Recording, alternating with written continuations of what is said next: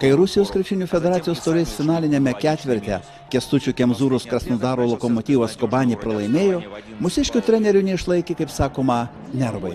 Ramus, tolerantiškas, geraširdis Kęstutis Kemzūra gavo techninę pražangą ir po rungtynių jis negalėjo atleisti teisėjams. Cituoju, šis teisėjas, aš nesuprantu, antra dienas prie manęs prieina ir aiškinasi, taip mes suklydome. O ką man dabar daryti? Galbūt atsistatydinsiu ir išvažiuosiu Lietuvon. Ir ką? Jie mokysis, o treneriai mirs, sakė Kęstutis Kemzūra. Это судья, я не понимаю, второй день не подходит, да, мы ошибились, не пошибились. И что мне делать сейчас?